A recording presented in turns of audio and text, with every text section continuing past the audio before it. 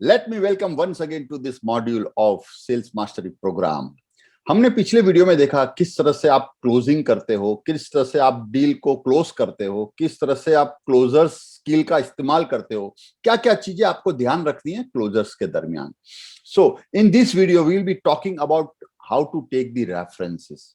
C, in our business references plays a very important role. क्यों? कि वहां पर जो फेथ है, फेथ इश्यूज आपका रिजॉल्व हो जाता है, because you have got a reference from a customer who is already using our product.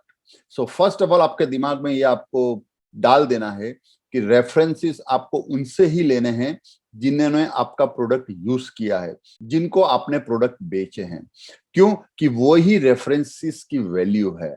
It is very important to take references from the customer who are using our product.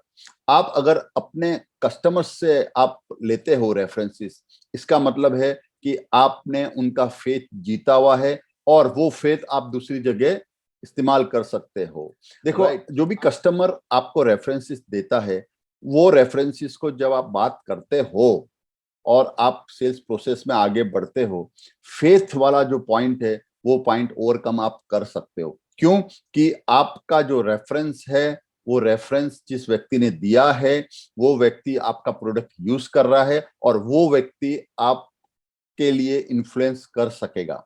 So it is very important to take references from the customers whom you have sold your product.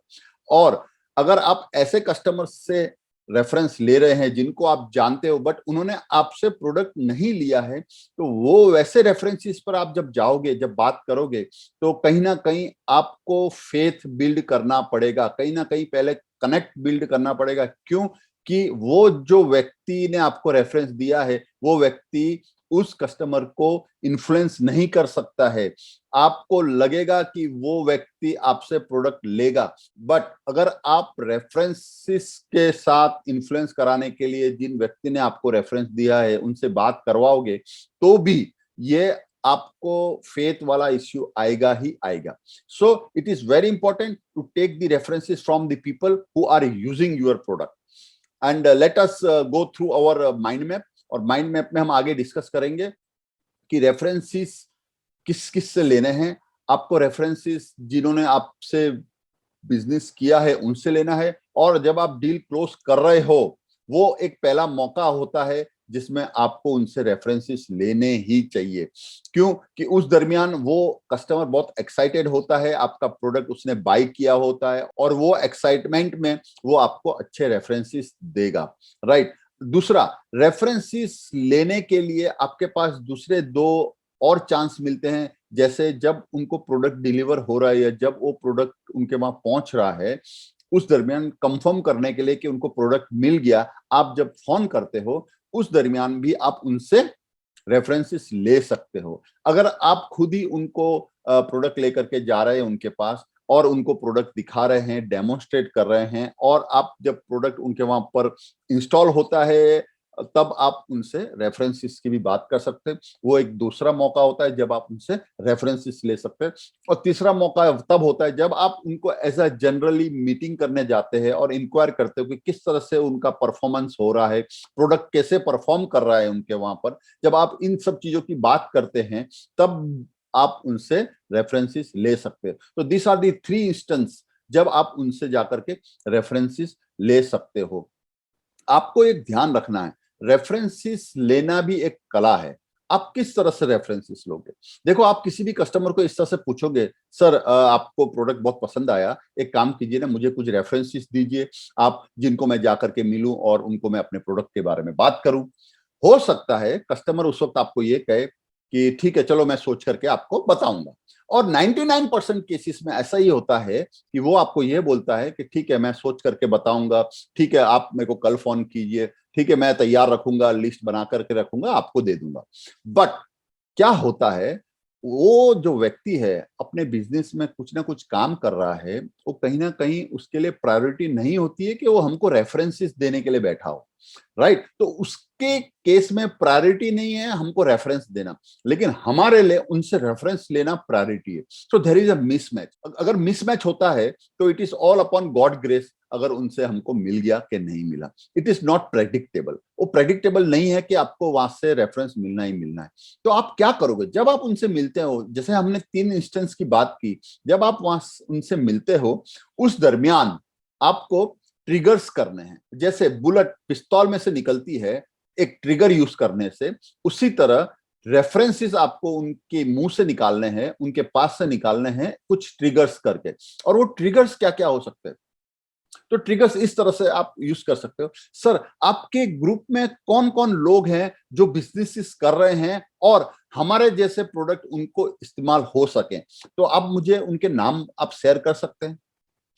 अब इससे क्या हो जाएगा, जब इस तरह से आप उनको पूछोगे तो पॉसिबिलिटी ये है कि उनके ग्रुप में कोई ना कोई उनके फ्रेंड सर्कल में ऐसे लोग तो होंगे ही जो बिजनेस में होंगे और जो आपका प्रोडक्ट ले सकते हैं। तो दिस इज वन ट्रिगर।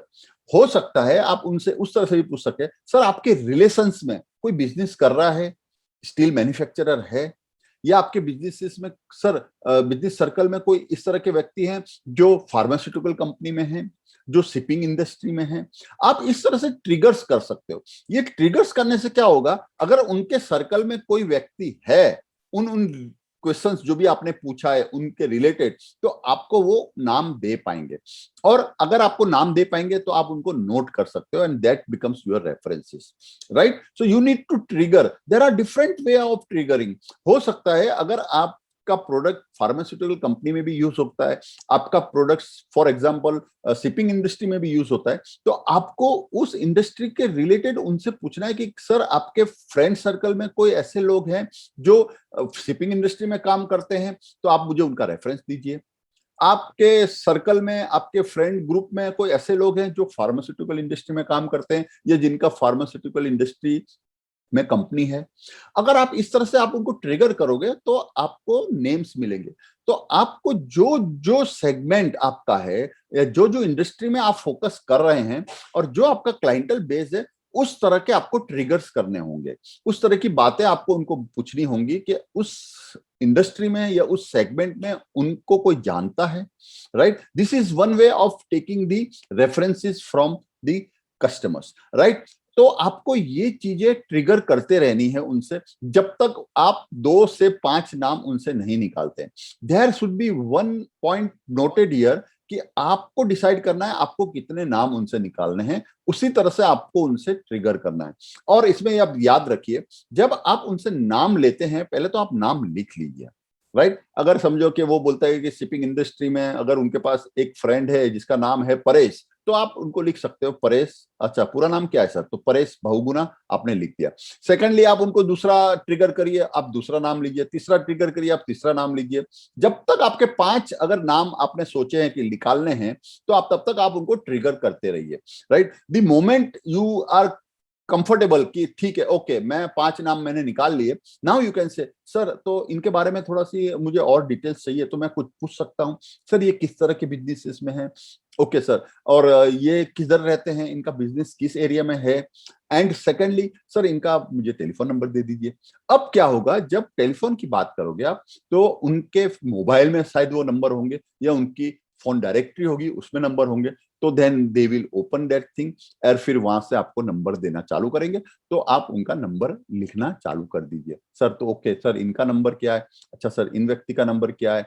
तो इस तरह से क्या हो जाएगा कि आपको सुविधा होगी और कस्टमर को भी परेशानी महसूस नहीं होगी। क्यों कि आप अगर एक एक करके आप उनका नाम भी पूछ रहे हो, फिर उनके बारे में जानना भी चाह रहे हो और फिर उनका मोबाइल नंबर भी पूछ रहे हो, तो उनको बार बार वो एक्टिविटी करनी पड़ रही है। आप जब उनको ट्रिगर करते हो तो वो नाम निकाल रहे हैं, फिर आप उनके बारे में ज्यादा डिटेल ले रहे हो तो उनको फिर वो सोचना पड़ता है। फिर आप उनको बोलते हैं कि आप मुझे उनका नंबर दीजिए, तो उनको फिर मोबाइल देखना होता है या फोन डायरेक्टरी देखनी होती है। फिर आप उनको पूछेंगे सर और कोई ऐसा है जो आप कोई डॉक्टर है आपके ग्रुप में, तो फिर वो डॉक्टर का नाम सोचेंगे या डॉक्टर का नाम देंगे। फिर आप उनको बारे में पूछोगे कि सर वो कहाँ रहते हैं और किस तरह का उनका बिजनेस है और किस तरह का उनका क्लिनिक है और किस तरह से वो काम कर रहे हैं, हॉस्पिटल में हैं या फिर उनका खुद का प्रैक्टिस है। अगर ये सब पूछते हैं तो और फिर उसके बाद पूछते हैं कि सर उनका टेलीफोन नंबर क्या है, तो उनके जो एक्टिविटीज हैं वो सब अलग अलग एक्टिविटीज हो जाती हैं। Instead of that you do one activity, take the maximum number of names, then you tell them के सर कुछ इनके बारे में और मुझे बताइए। तो हर एक के बारे में आप थोड़ा थोड़ा पूछते रहोगे तो वो बताते रहेंगे। Then at the end you ask them for the mobile number.